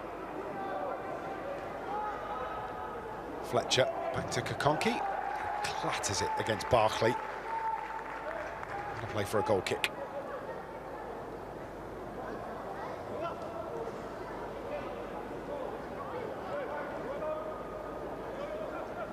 Well, most of the action for the last 10 minutes has been down at this end of the field. And if United are going to get themselves back into it, they're going to have to find a way to start playing inside the Brighton half. Although that is being made very difficult by a really good defensive unit. Maybe Lacey can scamper free. Was that not a foul? It's not a foul, and it is a Brighton throw-in.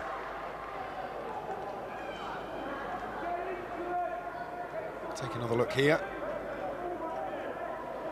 Well, he's definitely not got the ball. Oh, he steps across him. It's a crazy decision. There's 2 officials within. Why would Shea Lacey go yards. down? He's skipped past him with 20, 30 yards to run into.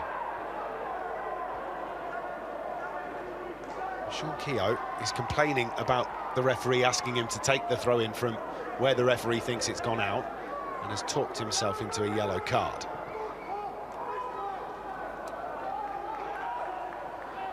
Oriola gets away, and T on the left. Crowded out a bit by Manchester United. Dangor is caught. That's a little naughty one from Joshua Robertson. The referee gives the free kick. Just take another little look at this one. Oh, yeah, he does leave that foot Studs. in. Studs showing. I think it's probably more than a free kick, that, for me. Yeah. But it's a bit of a stamp, isn't it? That's really not pleasant. I thought that at the time, the replay just confirming it, that it was less than friendly.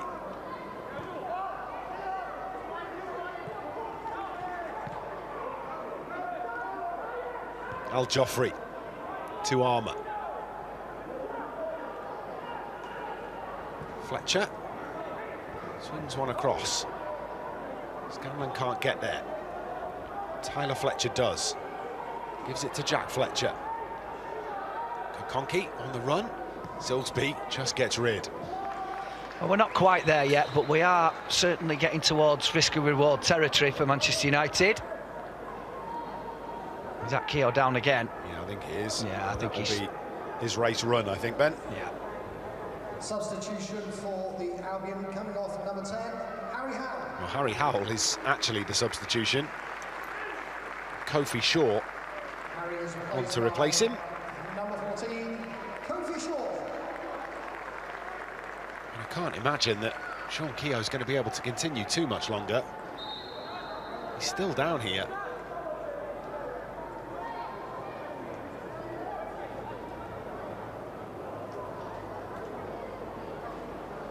I think Dan Gore's saying to him, it's cramp. There's no physio that's going to prevent that. Or fix it. Get off. Yeah. Take all the energy gels you like. Unfortunately, once it's set in, that's it, you're done. There's no unsetting it. Lactic acid builds up in your muscles, and that's what causes them to cramp. It just goes to show the effort levels that are required, even at this level. The amount of running, the amount of lactic, the end of a long season.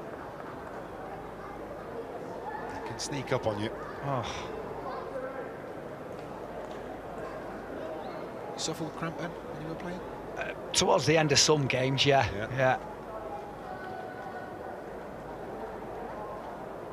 I remember playing in an FA Youth Cup semi-final down at Millwall, and I think everybody except for Nicky Butt and Gary Neville got it. We were like the walking wounded.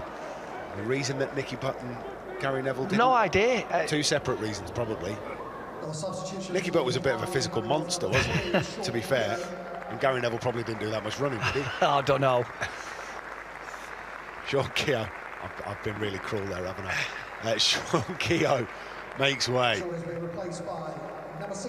And Aidan West is on to replace him. Well, there was no fixing it. But Brighton managed to eke out 4 minutes maybe of time until that replacement was onto the field. Well, once I saw him go down for the second time, I saw him out the corner of my eye do it the first time, stretching out. Once he went down the second time, the third time was always going to be, that's me, I'm my race is run. Yeah, curtains. Especially when there's a possibility of another half hour on the horizon. If Manchester United can find a way back. Yeah, which is what we're hoping. And what I'm really hoping for is 2 goals. 2 goals, yeah, obviously. 2 goals in 14 minutes and the game's done. But being 1-0 down at this point, you will take extra time. Jim Thwaites and Gabe Biancheri are stripped and ready for Manchester United on the touchline in the technical area. Gore. Al Joffrey. Armour. Scanlon to Godwill Kokonki. Gino Obi's name is being chanted from the stands here at the Amex. Incredible. Saturday night,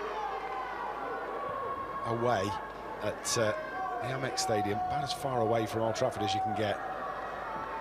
The Manchester United fans have turned up again. Yeah, they're amazing. The support they give all our teams, quite incredible.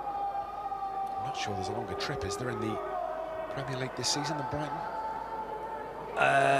Southampton, maybe? Bournemouth might be slightly further, but I think we're splitting hairs. Bournemouth, Brighton. Could be some more long trips coming for Manchester United next season, depending on the outcomes of the playoffs.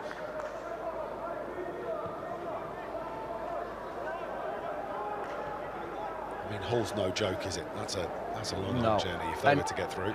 And in all fairness, when we didn't play them this season, but Ipswich. Yeah, that's because there's no major motorway going that way, is there? Lacey dinks one over the top. Gore chasing it into the penalty area. Gets there, is taken out inside the box by Barkley. But Barkley is adjudged to have got to the ball first and knocked it behind for the corner. Well, there's half a yard in this. If Gore gets there first... He does get the ball, fair enough. It's a good tackle.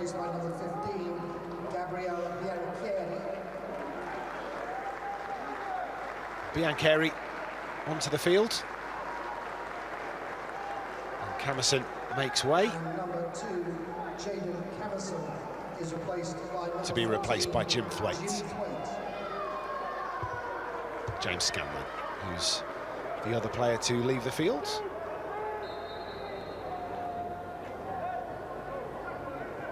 Biancheri will cause problems. Dan Armour loops ahead of goalwards. Just about cleared away, falls to Fletcher. Fletcher cuts it back well to Lacey. Lacey goes down on the edge of the penalty area. The referee says it's simulation for Shay Lacey and shows the winger the yellow card. Take another look here as it's pulled back to Shay Lacey on the edge of the penalty area. Takes a touch. Well, he's caught. That's the wrong decision. Again. It was Shay Lacey's right foot that moved the ball away from Silsbury, and then he was caught. The referee has got that completely wrong, but how many times I've used that statement in this game is quite ridiculous.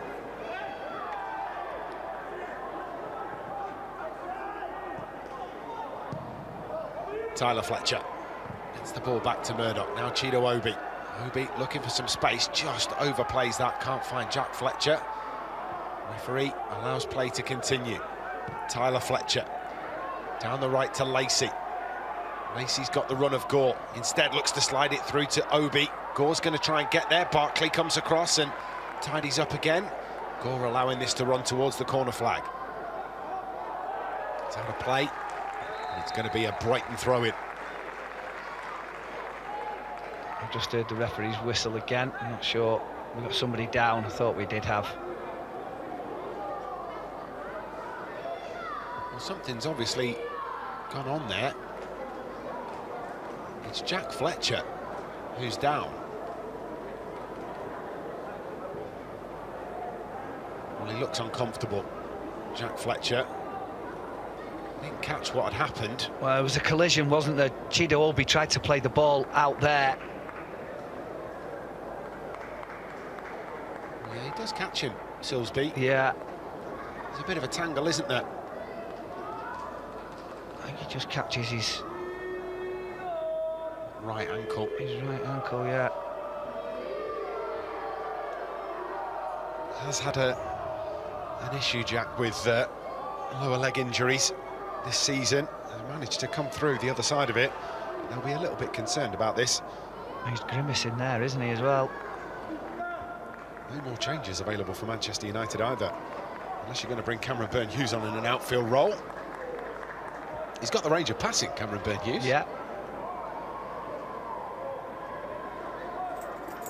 And we are now creeping into that sort of territory where mistakes are made.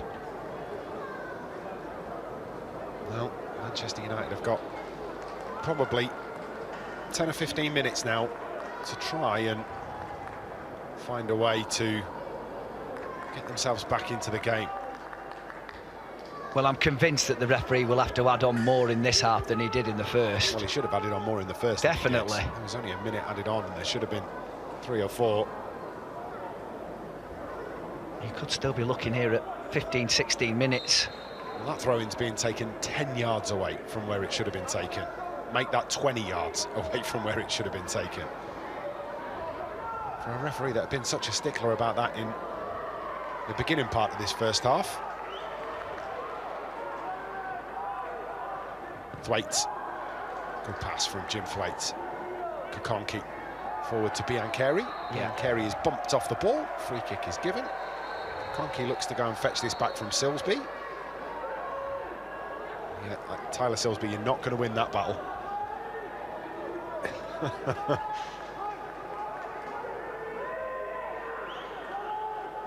Lacey. Shea Lacey's put the ball down about 6 centimetres away from where the referee ends up drawing the vanishing foam. Has to replace the ball. Well, Jim Thwaites is a free kick specialist. He's standing over this one. Shea Lacey also has a wicked delivery off that left foot. Which one will deliver? It is going to be Lacey. Bends it in fantastically, finds Chido Obi, but he can't wrap the boot around it. What a ball that is into the penalty area, and Chido Obi just can't get it under control. It's played into a brilliant area. Just gets to it a bit soon, doesn't he, Yeah. Chido Obi? Maybe it came at him a little bit too fast for him to adjust and just cushion it in with his right foot as it comes across his body. Again, closing down, again forcing Jensen into the quick clearance. Second ball is going to be won by Kofi Shaw. Jim Thwaites gets there, but Brighton have possession. I saw that coming a million miles away. He lost control of the ball. And Kokonki won it. I mean, if we're getting frustrated in the commentary box, I can only imagine how the players are and Adam feeling. Lawrence, yeah, watching on. Adam Lawrence will be desperately trying to keep his team focused on the task at hand rather than focusing on any external factor like the referee.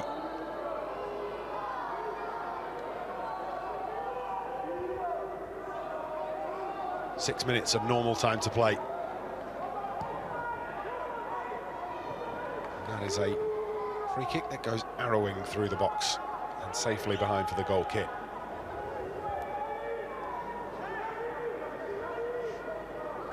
It's happened very infrequently this season that these under-21s don't manage to get themselves on the score sheet, and they only need the one.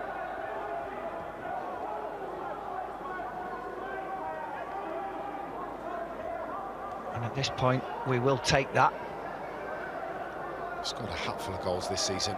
Adam Lawrence's side, that's good from Kokonki, still going here, still fighting for it. Referee gives the free kick.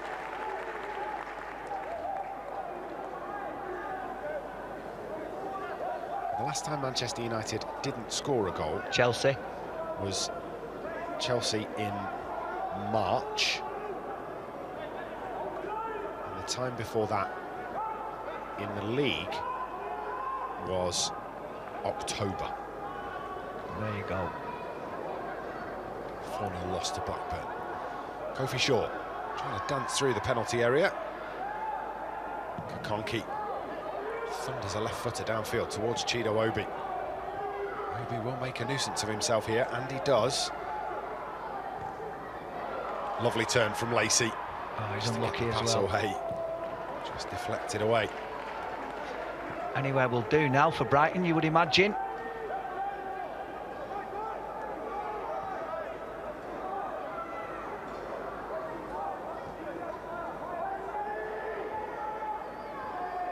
Thwaites to Fletcher.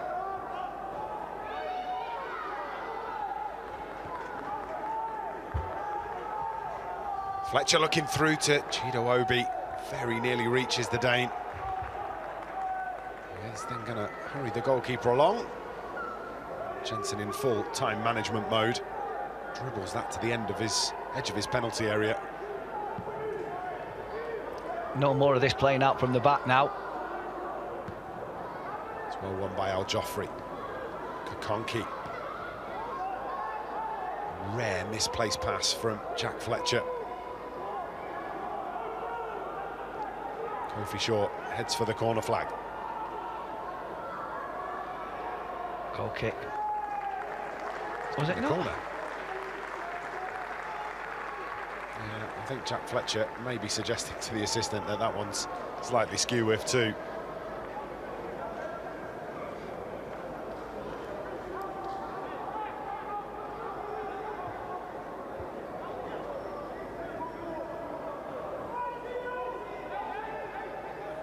closing stages. Manchester United need a Hail Mary.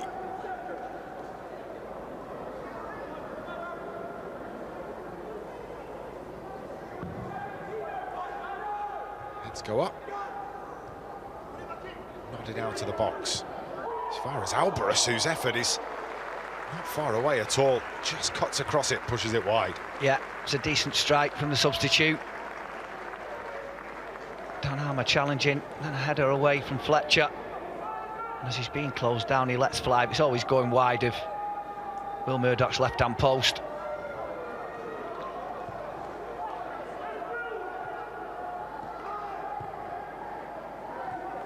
Tyler Fletcher goes back to Will Murdoch. Dan Harmer. Can Dan Harmer punch a pass with that left foot? Jimmy Thwaites. He's fouled. Aidan West with the loose challenge. One more chance maybe for Manchester United. Feel like they'll be able to fashion just the one. Can they make it a golden one? Kokonki. Armour. Al Joffrey. Fletcher. Shea Lacey. Lovely balance from Lacey. Gets it across to Jack Fletcher. It's a good covering challenge that goes in from Shaw. Fletcher looks to poke that through to Biancheri. Biancheri on the edge of the penalty area. Manages to get enough on it to keep possession for United. United would like to make these closing stages a bit like the Alamo, wouldn't they? Lay siege to that Brighton penalty area. Lacey. Again, it's lovely balance from Shea Lacey. Can go inside and outside, goes to the byline, stands up the cross towards the back post. It hits the crossbar. Oh, did he? I think it just lands on the crossbar, doesn't it, from Lacey? Oh, he's had a... Oh, it does, yeah. It does. It is a relatively quiet first half, Shea Lacey, but he's really come to the fore in this second, and you get the feeling that if you can get the ball out to him, he will make things happen.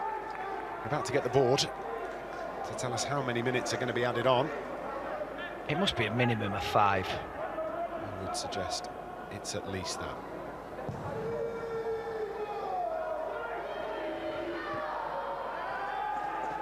Eight minutes of time added on, that's appropriate. 8 minutes for Manchester United to find an equaliser. 8 minutes to try and find a way back into the game and cap off a brilliant season. They're going to need a comeback victory if that's going to be the case. Obi gets it in behind Biancheri, looking to get there. It's just slightly too heavy from Chido Obi. Right idea, and a good run as well. You feel as though we might need one or two more of those to give us that opportunity. From Biancheri, from Chido Obi himself. Just to stretch that back line, make them uncomfortable. Al Joffrey. Armour. Back to Sonny Al Joffrey. Looking for a run in behind here. Chido Obi needs to leave that alone, does so to Biancheri. Chido Obi in the area, just gets it tied up under his feet. Ends up behind for the goal kick. Well, there's your opportunity. He does well, Chido Obi, to leave it first time round. Biancheri definitely, no question, he was onside. And then I think he just takes his eye off the ball. It was there to be hit first time, certainly second, and he gets it caught. And I think his reaction says it all, Chido Obi. But that's a huge opportunity for United to have levelled this game up. He looks up, doesn't he, looking to where the keeper is, I think, and as he does that, just takes his eye off where the ball is, and it ends up getting caught between his feet.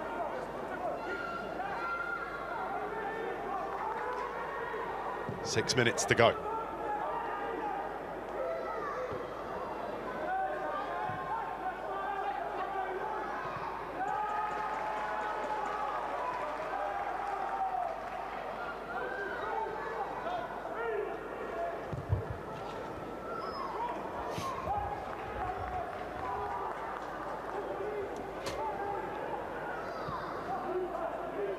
Sonny Al Joffrey.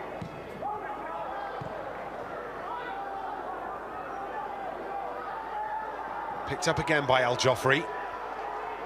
Jim Thwaites just scampers away from the closing challenge of Aidan West. Thwaites measures that one through to Shea Lacey.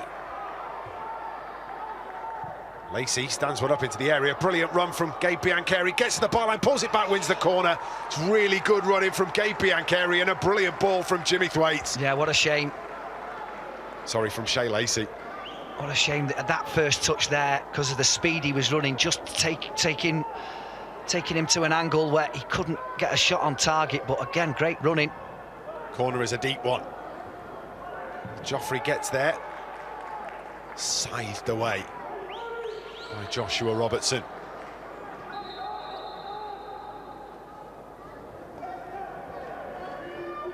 Kokonki's throw. Finds Biancheri, lifted back out to Kokonki, who is offside. Just didn't quite get himself back on, Godwill Kokonki. And they will take as much time as they possibly can get away with in getting this launched down the fit. Spit it out, Ben. Launched down the field. Couldn't decide whether to use field or pitch. pitch. Field or pitch, no, so I said pitch instead. Well, it's better than the other way.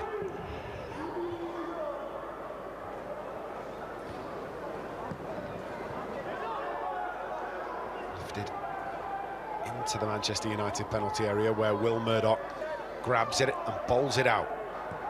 Well, Joffrey looking to get things started. Armour.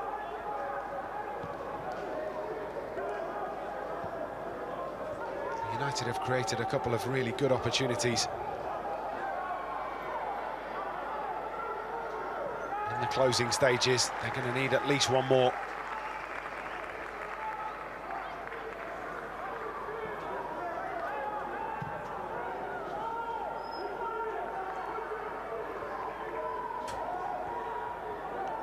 Armour. You feel there's one more chance coming, don't you? Can it be a good enough opportunity? Jim Thwaites, flick round the corner, Obi in the area. Obi looks to get the shot away. Brilliant intervention from Noel Attam. Had to get it right and was absolutely inch perfect. Yeah, it was a really good challenge. United have opened up that Brighton defence a couple of times now, haven't they? And it's nervy clearances now from the home side. Yeah, I think they've been doing that for the last 10 minutes. I think they realise. What a ball. Oh, what a touch. Lacey into the area. Lovely footwork again from Shea Lacey. Inside and outside. Swings in the cross. What a ball that is too. And somehow Brighton get it away. Armour, Fletcher, Kokonki on the run. Thumps a left foot cross, but it clatters against Alvarez and out of play for a throw-in.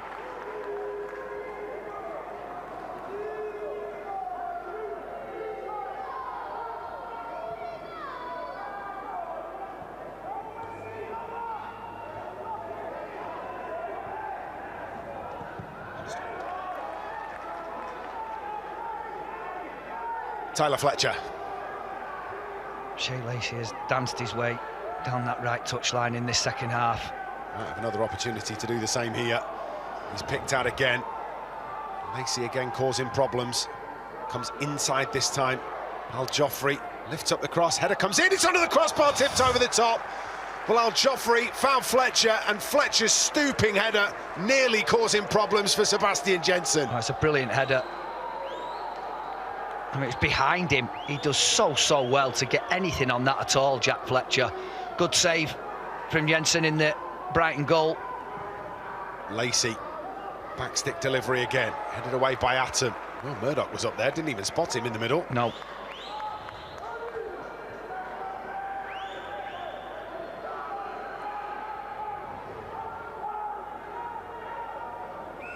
Jack Fletcher. Dan Gore. Lacey again.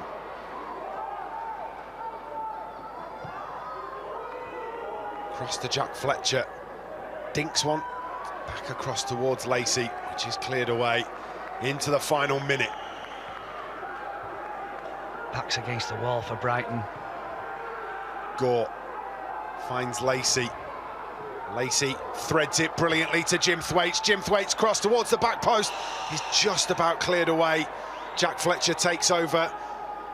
Manchester United want to throw the ball into the box one more time. Jack Fletcher bends one, headed away, but back into the middle, loose inside the box. Can it be poked home? No, it's cleared away. It could have gone anywhere, and eventually is smuggled clear by Brighton Hove Albion. Well, they've had their fair share of luck as well, where the ball has landed at times. Thwaites with the delivery to the back post. Header comes in! Oh, Sonny Al-Joffrey's got it on target, and Jensen has managed to keep it out, and that will just about do it. Manchester United have thrown the kitchen sink at it in the closing stages, but unable to break down Brighton. The full-time whistle goes, and Manchester United's season comes to a close with a 1-0 defeat in the Premier League 2 playoff final at Brighton Hove Albion. Brighton's second half goal enough to be the difference between the two sides. The celebrations are wild on the Amex field. Adam Lawrence's side have had a fantastic campaign, just unable to cap it off. A difficult night at the Amex. Full time, Brighton 1, Manchester United 0. Manchester United in a superbly hard-fought match. Ben, a game that Manchester United will feel could have gone very, very differently. Definitely. I think the onslaught in the last 10 or 15 minutes, when Brighton were just happy to boot the ball anywhere and hang on to that lead, it just didn't fall for us, did it, on the night? Fair play to Brighton. They played their part. It was a very, very close game, and maybe one goal was always going to win it, but you just felt it was there for United to at least get extra time. It's a shame. This is the goal that was the difference between the two sides. And actually, Manchester United, so much possession in the second period, but as it gets turned over here, Brighton find a way back towards goal, and it just never really dealt with by United. No, Keogh goes again on the overlap, and he gets found. Sonny Al-Joffrey doesn't get anything on the to stop the cross, and then the ball just sort of trickles really to the back post, where Silsby comes in and scores the only goal of the game. Yeah, a tough loss for Adam Lawrence's side. Don't forget, Matchday Live back with you tomorrow on MUTV ahead of Manchester United's last home game of the season against Nottingham Forest. Unfortunately, it wasn't to be for the under-21s in the PL2 playoff final tonight. They've lost to Brighton by 1-0.